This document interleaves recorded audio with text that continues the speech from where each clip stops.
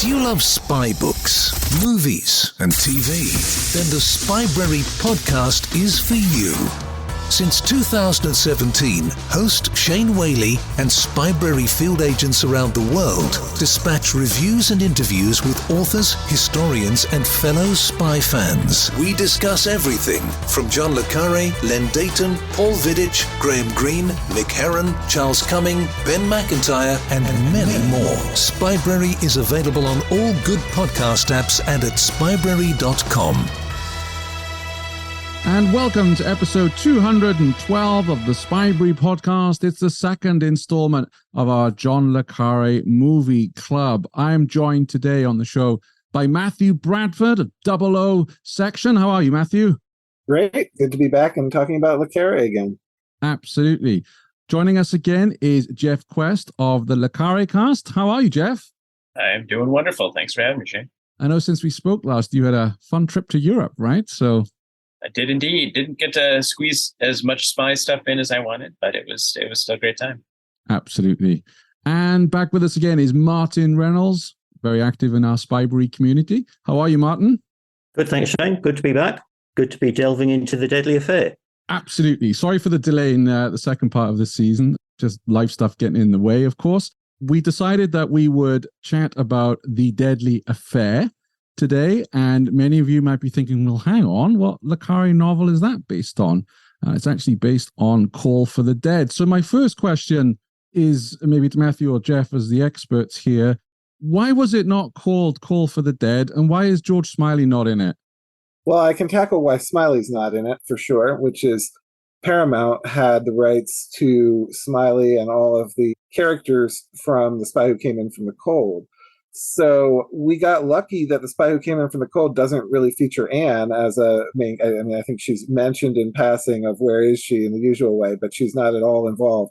So they didn't have the rights to Anne. So we get Anne in this movie with her own name, although slightly different portrayal of her than we're necessarily used to.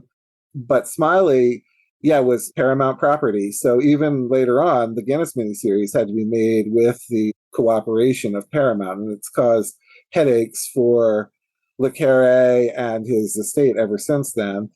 So what they did was they changed the name of the main character to Dobbs instead of Smiley. And James Mason plays Dobbs, but he is playing Smiley. I mean, he's playing the character from the book very much. He's just got a different name and he's got a mustache, which Smiley never had. Well, I guess in Spy Who Came In For the Cold, he might have as well, but not in the books. Got it. And Jeff, do we know why they didn't simply call it Call for the Dead? I was listening to the audio commentary track on the great DVD release or Blu-ray release they did not that long ago. And one of the rumors was James Mason didn't like the fact that it said dead in the title, although they went with Deadly Affair. So, I don't know. But that was kind of a rumor going around on that. I don't know. I've never personally thought Call for the Dead was great, although it is better than the initial title le Carre was going to do, which was A Clear Case of Suicide. So I actually love the title Call for the Dead, and I'm disappointed they didn't use it. And there is a great, I think it's a Swedish poster. One of the posters, the Nordic shows it's a stark graphic of a phone off the hook, and they called it whatever the translation of Call for the Dead was there. But the other thing they say on that commentary track, and I agree it's a great Blu-ray, is that le Carre himself hated the title A Deadly Affair, which is interesting. It is. Martin, for yourself, what was your initial reaction to the film? I watched it would have been in lockdown, so 3 years or so ago, and my reaction wasn't so good, because I saw it in lots of bits on one of these channels that have more adverts than film in it, and I struggled with it to begin with, and ended up having to go away and think about it a bit and actually watch it in one piece rather than multiple pieces. And it's an odd little film in that it's got this noir aesthetic to it, so it's all a bit grimy in terms of the way it's filmed, and the soundtrack's a little, the theme from Quincy Jones is a little bit weird to get into it to start with. So mixed impressions to start with for me. So you watched it in lockdown. Have you seen it since? Yes, yeah. I watched it fully through about 10 days ago, and I must admit my opinions of it has significantly changed. I think there's a lot of good stuff for us to talk about tonight. All right. Do you want to kick off with that? What was some of the good stuff that you'd like? Oh, well, straight in at the beginning, actually, I found after about the first scene with James Mason interrogating this guy called Fenham, who is a suspected spy, and they're wandering around think it's Regent's Park or something like that. And you initially think, Mason's a serious actor, but he's very clipped in the way he speaks. And you think he's not going to be so good in this role. And he lets go when he gets angry and irritated by interfaces with people. And it just gradually warmed to him. He goes back and sees his mate in the office and they're just laughing and joking with each other. And I thought, okay, I can see where they're going to take this and warm it through, rather than it can be quite dry, if we always used to Guinness's interpretation with Gwillem and subservient or Gwillem subservient to Smiley, whereas this case, it's not. It's slightly different in that case. And that was one that sort of eased me into thinking, actually, this is going to be an interesting film here. And that reflects the novel. Go ahead, Matthew. Where Gwillem and Smiley in that novel are more equals before he'd rethought things, when he sort of reset. And Willem's another character whose name is changed in this to Appleby, because Willem's also part of Spy Who Came In From the Cold. And I really like this actor, Kenneth Hay. Is that? Yeah, he's really fun in this, isn't he? Yeah. I quite like what they've done with him. That he's a very camp mother hen kind of character all the way through. Charlie. It's cold tonight. Do you want your coat on? Do you want a coffee? That made me wonder sometimes Benedict Cumberbatch was first Willem. There's some aspects to his performance in the camp that you're talking about. Well, a lot of the reviews talk about in this performance he pulled back, so I have a sense that he was normally much more out there in his performances. It's interesting you raised that, and we might get onto this a bit later on, but for me, I felt that some of the other supporting actors, actually outshone Mason himself. And I'm thinking of, in particular, Harry Andrews, who plays Mendel. It was almost at some points of the movie like Mendel was the lead actor. He definitely drew focus, I think, from Mason. There's a scene that he has that, I'm sure we'll talk about, that is just a really great moment. And I thought he was the underdog of this movie. I really enjoyed his performance as well. Yeah. And it helps that he is perfect casting. Absolutely perfect. I think there's two characters in this who are perfectly cast, which is Mendel and Adam Scarr, played by Roy Kinnear. They are exactly how I picture them in the book. And every time I read any Smiley book with Mendel in it, I always picture Harry Andrews. Wow. Even though he doesn't play him in the other adaptations. But to me, he embodies Mendel so perfectly. Interesting. So, Martin, had you read the novel before watching the movie? Yes. Yeah, I read it.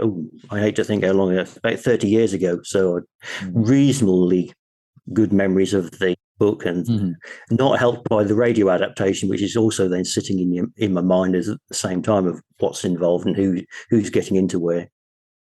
So, Jeff, how faithful was the movie to the novel? Well, I'd say it was very faithful, except for one key point, which was kind of a surprise to see, and it's like when what's coming as well with, future books, I think. So, and I maybe Matthew knows this better than I, but I don't know if we're jumping right into spoilers now, or one of the key things is that Dieter Fry, who kind of reappears as, he was Smiley / Dobbs' old agent during the World War II, he kind of shows back up and has an affair with Dobbs's wife. And this is like Tinker Tailor all over again, except we're seeing it several years before Tinker Tailor makes its appearance. And is this the thing that really pushed le Carre to make that kind of subplot in Tinker Tailor? To me, this is the most fascinating thing about this movie. And I give Paul Dane, the screenwriter, a lot of credit that le Carre never really has. And sadly, there were no letters to or about Dane in the book of le Carre Letters that was published last year.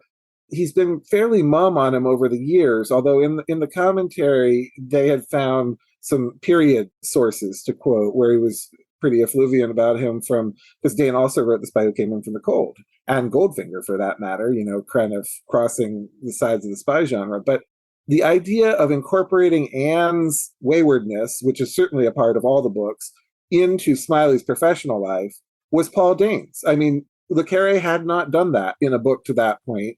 And Paul Dane saw, okay, I've got this errant wife who's not really a character in the book. She's very much on Smiley's mind, but she's already out of the picture in the book. And that's hard to do. In the radio adaptation that Martin just mentioned, they use a voiceover to incorporate her, which works well, but you can't really do that in a movie. So Dane wrote her into the story and improved it, I think. I think that's an improvement on the book, incorporating her in. And of course, that's where the deadly affair of the title comes from. And I think Le Carre liked it so much that he used it in Tinker Tailor Soldier Spy, which was the next starring Smiley novel. Smiley does a smaller role in some others, and I think maybe that's why he was reticent to talk about this movie and Paul Dane in later days, because I think he may have always felt a little curmudgeonly about having borrowed that from somewhere else and not necessarily wanted to articulate it. But to me, I don't see any other way than that he was inspired by this movie and liked how it worked, because it really does work in the plot, I think. I don't know. Martin, do you agree that it works in the plot? Yeah, I must admit, the only bit where it staggers a little bit is the number of coincidences that lead up to Dieter being influential in his affair and his motivations for it with Anne. But other than that, I agree with you, Matthew, that it improves on what the book gets very vague in places in terms of the motivation and the connection to Dieter. And you think, that doesn't work so well. And this element of Dane's plot actually holds the whole film together a lot better. It'd be incredibly dry if this whole section wasn't there, what feels to me, because it'd just be a relatively simple why-done-it stroke murder mystery without this other element. And I think actually it also brings out the best in Mason. Certainly there are scenes where he's angry and he's wound up, and just this, like Anne says at one point, I wish you'd fight for me as much as you fight for the job. I think that brings a lovely angle to the thing. Well, and it all plays out at the very end where we get this finale that I think works way better because of all of that baggage that we've seen throughout the movie versus in the book, where it's a little bit more told than shown, the angst that Smiley has over killing Dieter Fry, right? Right. Yeah. Mason certainly shows that angst. But with that line that Martin just mentioned, I had written that down because it's such a great line. Dobbs is fighting with Anne, and she says, how can you be so bloody aggressive about your job and so gentle about me? And he replies, I always thought being aggressive was the way to keep my job and being gentle was the way to keep you. And I think that Dane there gets to the crux of the Smiley-Anne relationship more succinctly than Le Carre ever does. And granted, in novels, you don't need to be succinct. So in the overall, we get that same thing very much from what he writes. And I think Dane is being faithful in doing that. But again, like we talked about in Tinker Tailor, he is adapting and he is economizing. And in that those two lines, I think he just really nails what that relationship between this husband and this errant wife is. I wouldn't be surprised if that exchange, at least subliminally, served as a mantra for John le Carre going forward. Let's talk about Anne in the movie. What did you think of her as a character in this, Jeff? Well, I think the hardest part for me was probably just that age difference that seems pretty obvious. It's only, I guess it's only 20 years. One of the other things they said in the commentary was they were talking about Candace Bergen, right? And she was like 19 at the time. Could you imagine? That would have been outrageous. She's 34 here, which is slightly better, but still was just like, I guess you see why they've got problems, right? Not that you can't make something like that work, but I think it just felt like there was obvious things that they need to talk about. And you also overlay that, like that classic kind of British uptightness, right? Where nobody talks about anything.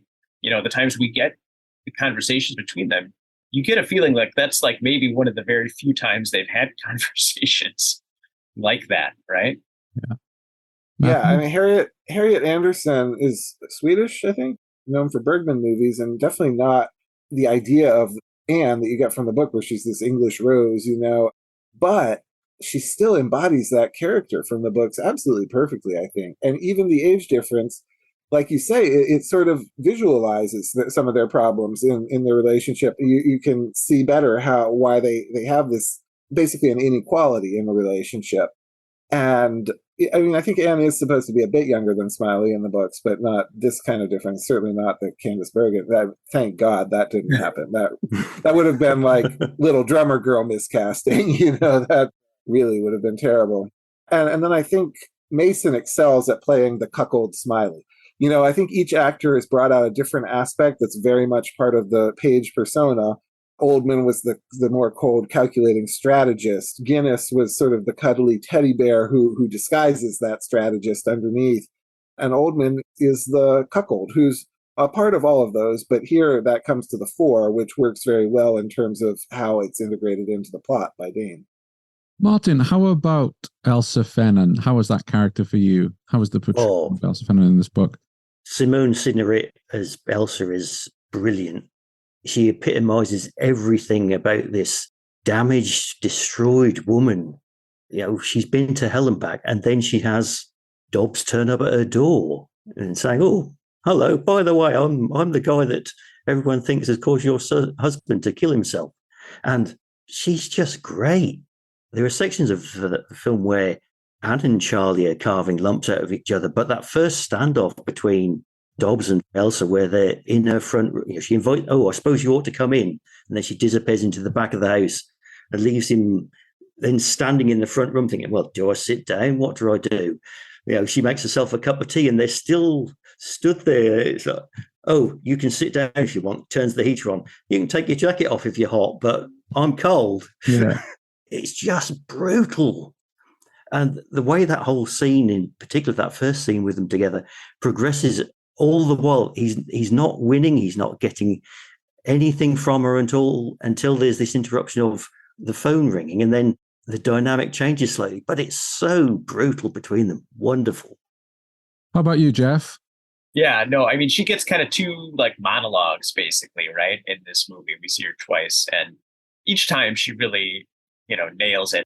They do have the similar kind of feel to them, but I think the second one, when you know what's coming, I think really worked for me.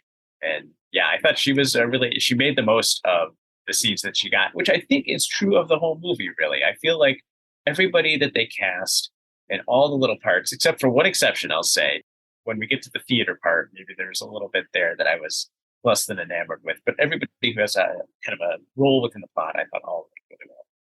I have to say, she was very impressive. And I had to look up who she was because I mistakenly thought she may have been the actress who played Rosa Klebb at one point. I thought they looked quite similar until I looked it up online. Matthew, for you, what other characters stood out? Well, as I mentioned before, Adam Scarr certainly stands out. I think he's a great character in the book and in the movie, and so perfectly embodied by Roy Kinnear. But he's this polygamous shopkeeper. Well, he runs a wrecking yard and lives over a pub that he spends his time in with his two wives, leaving his daughter upstairs. And then they go and they're looking for him, and they shout up to the daughter in the window, and she says, "Oh, he's in the pub with my mothers," Yeah. And he's the lord of his manor. He's definitely, I know you're a Sweeney fan, Shane. He feels like a character that we would encounter on the Sweeney a decade later, like when he gets up and walks to meet Mendel in the pub, he's got his thumbs tucked in his pockets, and he's walking like a landlord, and calls him Squire and stuff. It's a brilliant character on the page, and it's a brilliant character on the screen as embodied by Kinnear, I think. Yeah, absolutely. I love that dialogue with the daughter in the top window, and they're trying to find out where he is. And I would agree about Simone Signoret as well. Like, she's wonderful, although she's not physically the Elsa Fennan of the book at all. But she definitely does a great job with the character, and it would be fairly difficult to cast someone who is as physically wasted by the concentration camp experience and the experiences of her lives as is described in the novel. But yeah, she really embodies all of that terrible biography in her performance. How about Mendel? How was Mendel for you, Martin? Loved him. Absolutely fantastic. Initially, when it's this bloke who's sort of asleep in the chair, and that they play up one or two little comedy elements, don't they? Like when Dobbs goes to Mendel's house, when he's got his menagerie in there. And you think, oh, it's going to be all. Isn't this bloke weird? And then, I mean, the one that really glows. I mean, Matthew's just been through it. The scene of Harry Andrews and Roy Kinnear as the two adversaries. In fact, it's two scenes, and we've got a bit in the middle where something else happens. But the later scene where Mendel's going to get information out of Scar no matter what, and he drags him up the road and he's booting him around, and other coppers are saying, "Oh, nothing to see here. Move on." And all the while, Scar sort of, oh, well, I've told you this. Yeah, but you haven't. And Wallop another smack in the mouth. Everything. It's just, he's so hard in the thing, which is a great comparison to the rather more formal and cuddlier characters within the rest of the film. Yeah. Just wonderful character. Just absolutely wonderful. The way he shouts Scar. Scar. It's menacing, isn't it? The comparison between the first scene where it's, I can't remember what Scar says to him, something about, I can smell a copper in the pub or something. Yeah. And then the second time, him just going in, Scar, and you think, oh Christ, he's going to launch across the pub at him and drag him out. And of course, he doesn't. He sort of goes like, I'll laugh this off, and then smack. Yeah. Giving him the whole menagerie again is an interesting, because we talked about the bee in Tinker Tailor Soldier Spy, since in the book he keeps bees, not all these animals. But like the scene that Alfredson added to that of the bee in the car, which I think we all liked when we were discussing, the idea of giving him this whole menagerie of animals in his house is another great exaggeration brought by the filmmakers that really sort of plays up that aspect of the character, and that hard man that Martin just described. You don't expect to see him sitting with a bunny on his shoulder, No, and every time Dobbs sort of says, I'll summarize, or I can't remember the phrase he uses now. Theorize, isn't it? Theorize when he's trying to work through what's going on. And Mendel says, well, I deal in facts, and promptly goes to sleep or something like that. It's lovely the way it's sort of rubbing against each other all the way through the film. Here's the clever guy. Well, actually, it turns out that Mendel's just as clever, because there's a scene later on where they're looking at the typewriters and Dobbs and Appleby are messing around, yapping, panicking. Mendel just goes off, takes two items off the typewriter, a couple of prints, and says, yep, right, okay, need to leave now. Very, very good. Well, but they do a great job just right from the beginning, right, of giving you a sense that there's more to this guy than you expect, right? Because as soon as Dobbs and Mendel interact, right, he has to find something out, and Mendel calls up, and you're kind of like, what is he doing? And then by the time he gets to the end, he's gotten the information that they need that just proves that it was murder, right? I thought that was wonderful. I mean, that was like, you could have lifted that right out of any sort of great procedural mystery, right, that's out there. So yes, that's very true, actually. Yeah, it's very similar to, what's it called, the one about the Portland Sparring, Ring of Spies. There's a similar character in that who dives in and, right, here's the information, away you go. Really nicely done, though. I think my first appearance on Spybrary, Shane, was talking about the book Call for the Dead with you. Yeah. Way back on a very, very early episode. So this is sort of a homecoming. We're talking about the movie. And when we talked about the book, I remember saying that in an alternate world, I could have seen, if Le Carré had gone on to write a series of mystery novels about Smiley and Mendel, as an investigating duo, the former spy and the former cop are going around solving murder mysteries, I would have been happy with that too. I'm very glad things turned out how they did, but what a great team they make in the book, and the movie captures it in the same way, so that I could picture also Harry Anderson and James Mason starring in an ITV show together as this mismatched pair of investigators. They just work really well together.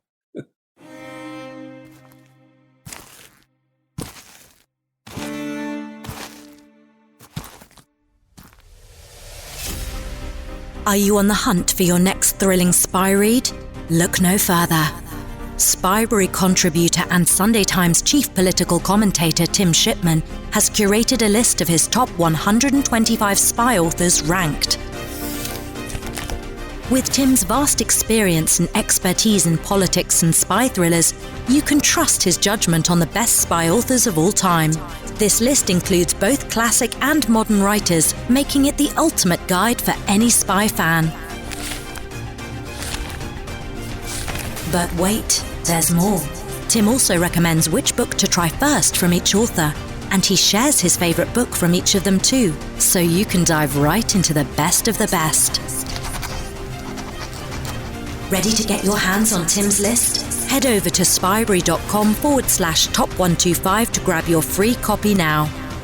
Don't miss out on the ultimate spy reading list. Visit spybrary.com/top125 today. So, Jeff, what didn't work for you so well in this movie? I think there were a couple of things that I didn't quite hit. The first scene where we see Dieter, when he enters and you've got Anne and Mason and they're all there. For me, in that particular scene, something felt a little off. It was like, and maybe they were laying the groundwork a little bit too there, right? But it just felt like it didn't quite work for me, that particular scene. Like everybody was kind of doing something at a different level. And it didn't mesh. Was it me, or did Mason seem to have his arm on Dieter Fry's shoulder for a very long time? Well, and that could have been I don't know what they were trying to get at there. There could have been something there, I mean, that's definitely at play in the novel, frankly. There's this little bit of that kind of like glorification of Fry, right, that we get. And so I don't know if they were trying to bring that to life a little bit there or not. Part of it goes to Mason's portrayal of Smiley, which overall, it kind of grew on me, but I had to look at it as different from Smiley just because he was so emotional in a way that was hard for me to work with my picture of Smiley, right? So that played a lot, especially in that scene.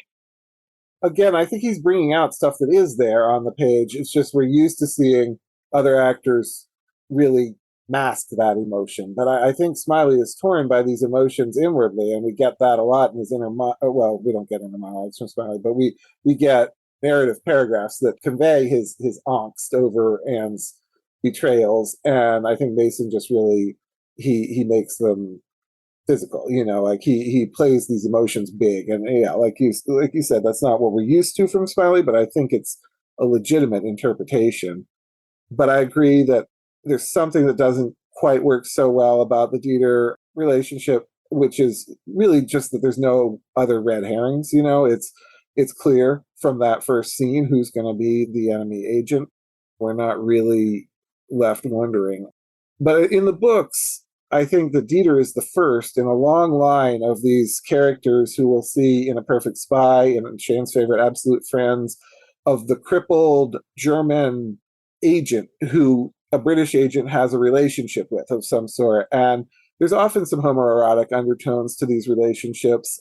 I mean, you could choose to read it that way or not, but there's a very strong bonds felt. And I think John le Carre, as a former spook, he's portraying that the agent-hand relationship, it has romantic level. That's strong, a bond between people. And so in the movie, it makes sense to me to sort of try to embody that a bit, just like we were talking about Mason being bigger with the emotions.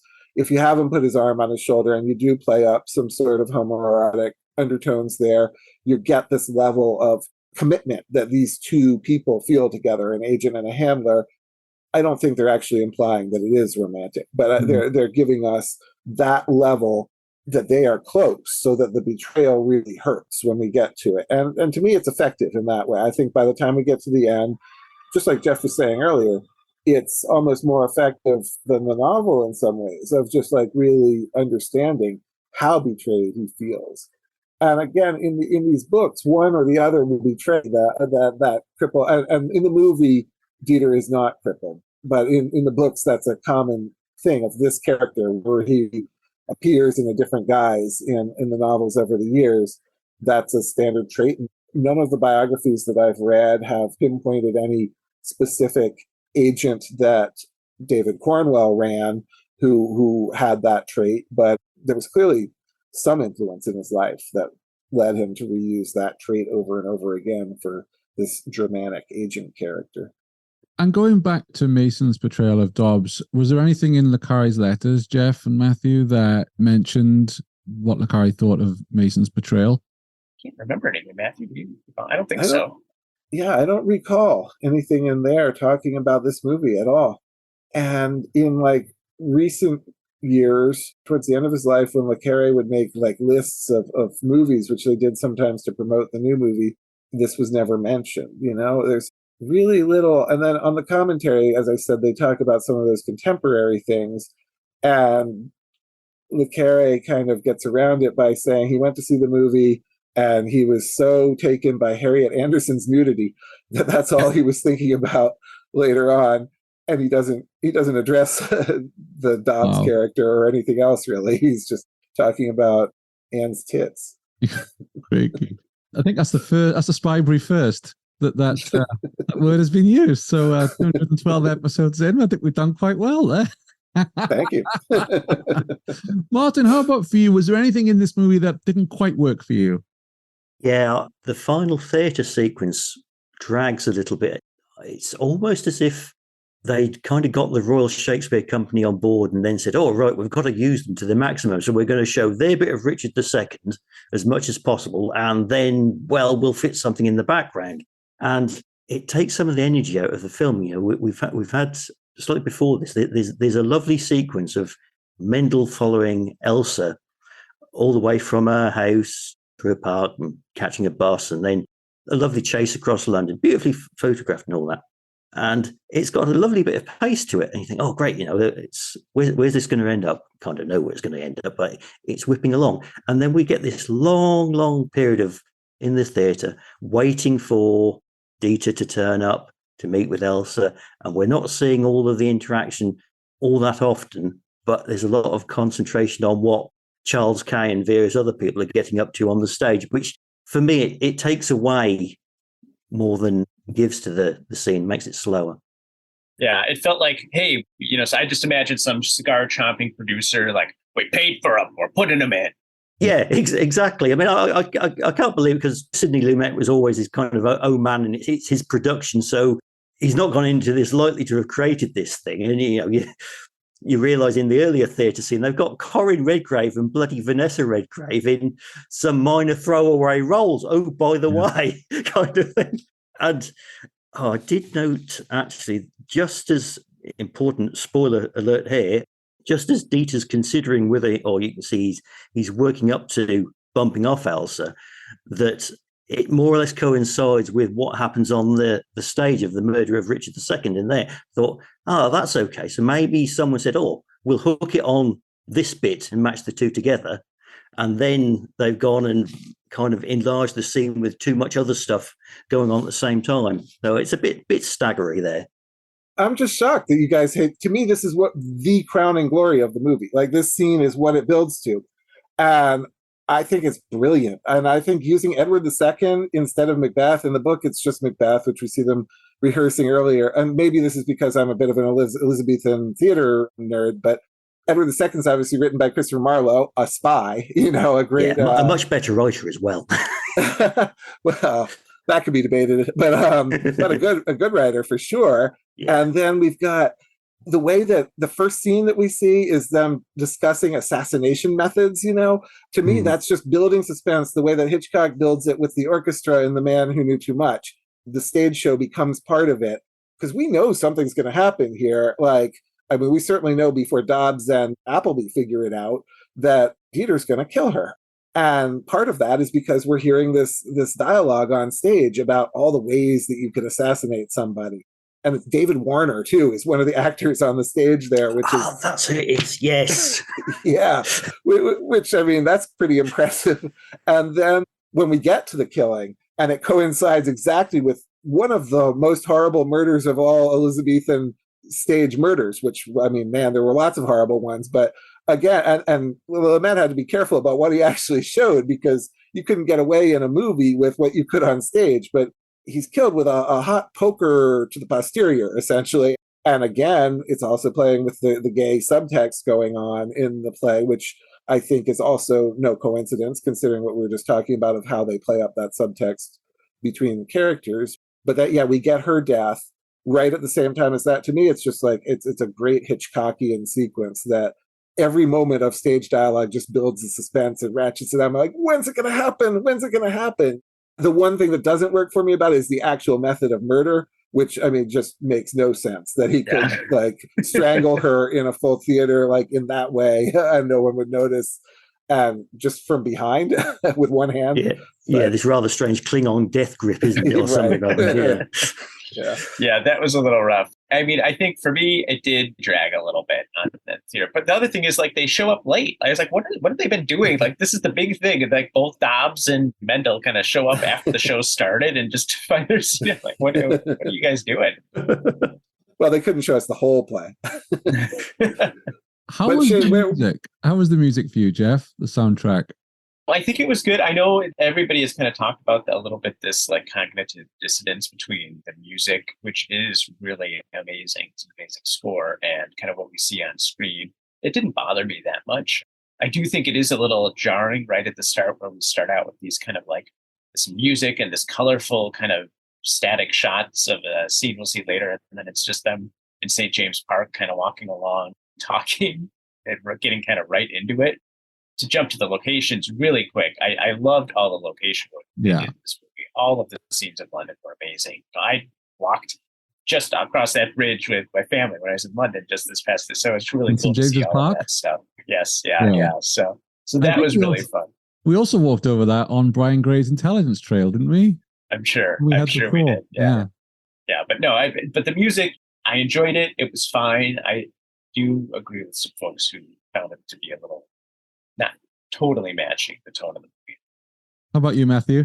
I mean, I like the score a lot. I'm glad it's available on CD, and it was available on LP as well. But I do think, one, the bossa nova theme that you get for Anne, it is a disconnect. I mean, I think they point out on the commentary that was a fairly new thing then, so it wasn't as cliched as it kind of feels now, of the sexy bossa nova, but it's strange. I like the music, and the way that it's mixed is strange too. Like, the main problems that I have with this movie are more technical ones. I really like the script, really like it, and I really like most of the performances. But technically, I'm not a huge fan of this visual style that they went for of so muted, that because Lumet wanted to make it in black and white, so he compromised by getting a cinematographer, Freddie Young, to desaturate it in this weird method of like exposing the negative. I don't quite understand the technical parts of it, but it gives it such a muted tone that it's not so visually interesting to me. And this was especially a problem before it ever had a good transfer, because this was a movie not widely available for years and years. I first saw it on 35 millimeter at the Egyptian Theater in LA in the early 2000s, and it was such a rare opportunity to see it because it wasn't on DVD. And it didn't get a DVD release until much, much later. And then it was a made-on-demand disc that wasn't a great transfer, especially of this muted stuff. And it wasn't until Indicator did this Blu-ray we're discussing that it had a really good transfer. But even in a good transfer, you're left seeing very well, okay, this is the best it can look, and it still looks so sort of muddy to me.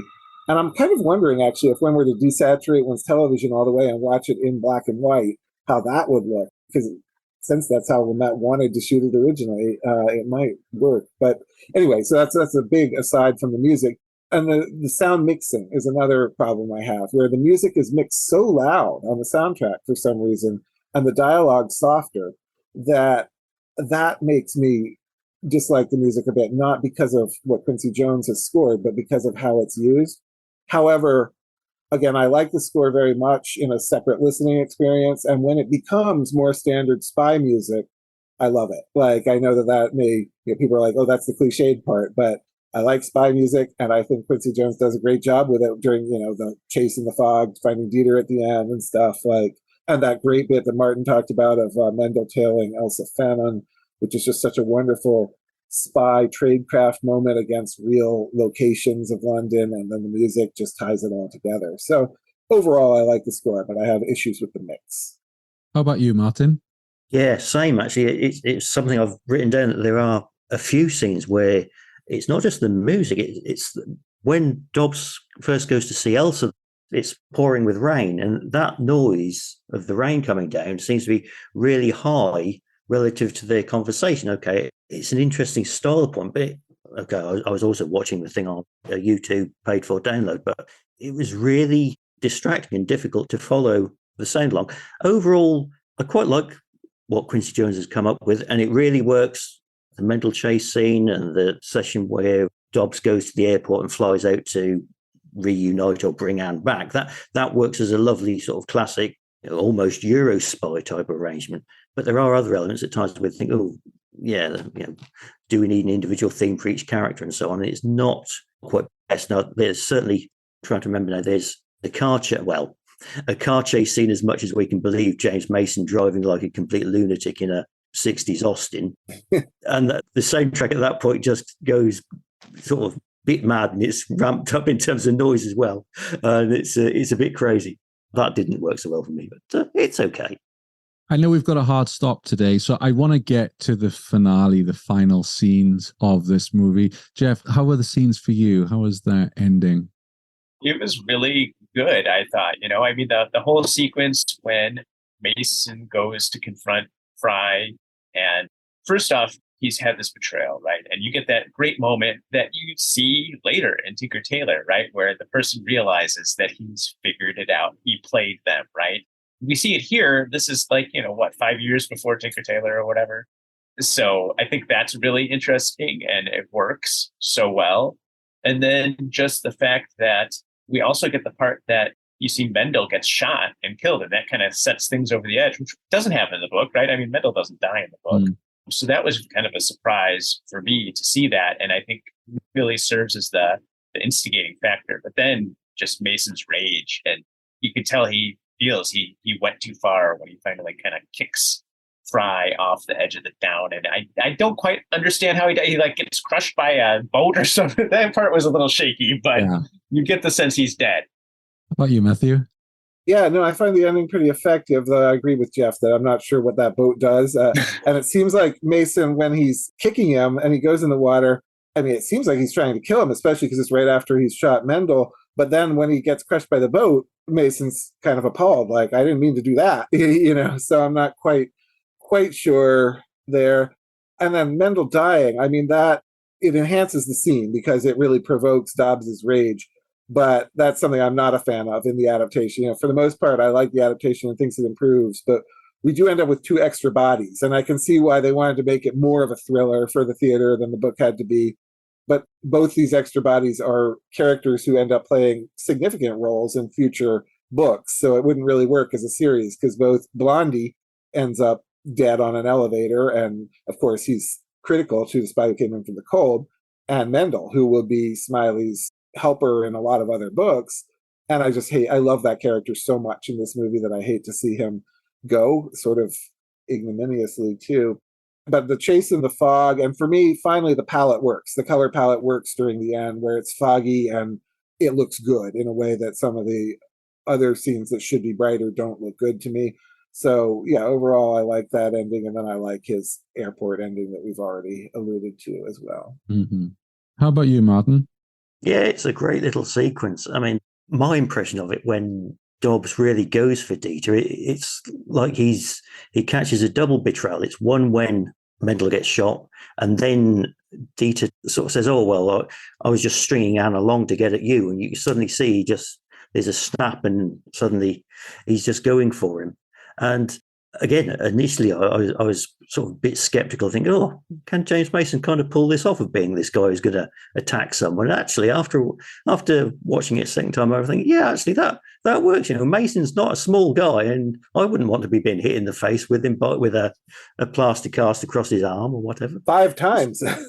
Yes, multiple times, and it's a good little scene, and it's suitably nasty to match kind of the end of some of the other characters in the film as well.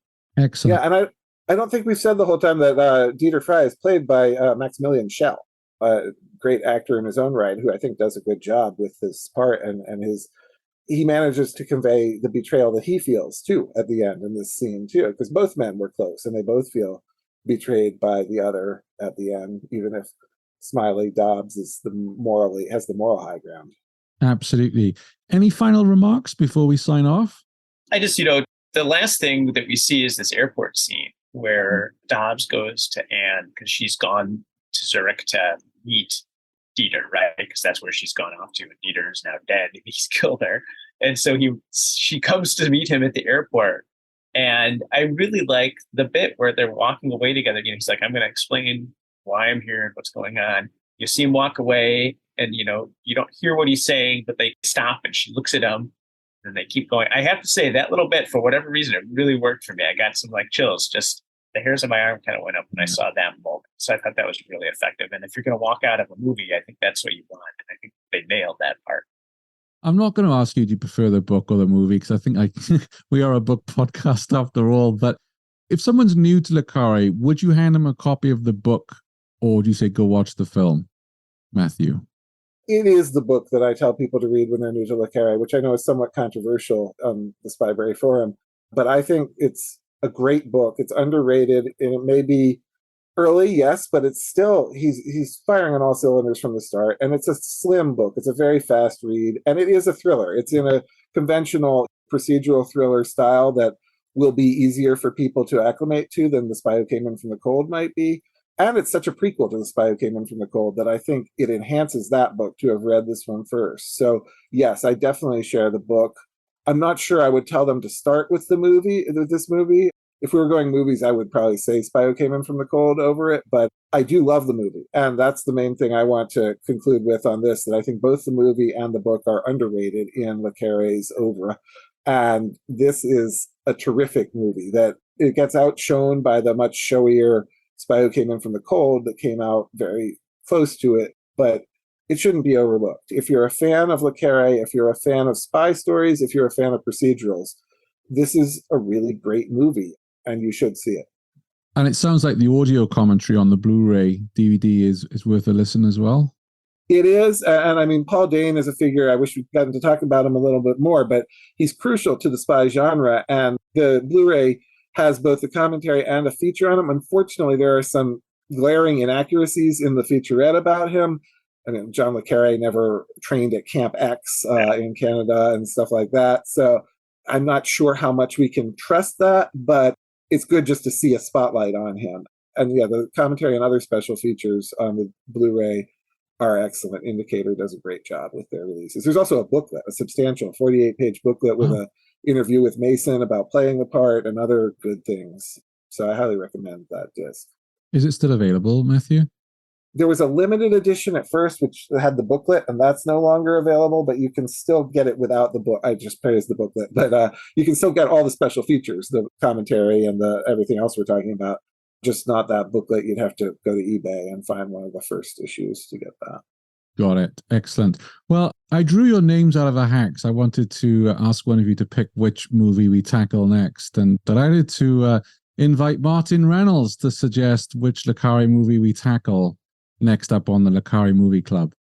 Well, I'd like to do Spy Who Came In From the Cold. Fantastic.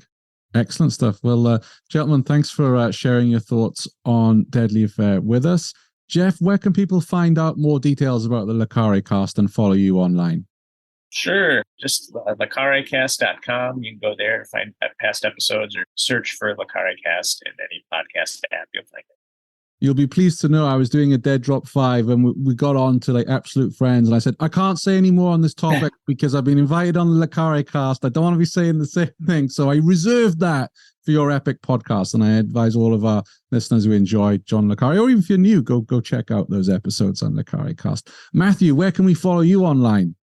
00section.com or 00section.blogspot.com, where you can find a series from 2012 I did when Tinker Tailor Soldier Spy was released in cinemas about Smiley, where I have lengthy pieces on both this movie and the book it's based on and other Smiley on film things. Brilliant. I'll link to those in the show notes, which you can find at spybrary.com/212. And you can chat with Martin. He's active in our online Spybrary community, which you can find at spybrary.com/community. Come join us. Did you agree with us? Do you disagree? Are you with Matthew on the theatre scene, or are you with Jeff and Martin? We'd love to hear your views. Come share that with us in community. So thank you for giving us your time today and sharing your insights on Deadly Affair. Thanks, Shane. Thanks for having us. Cheers. Thanks, guys.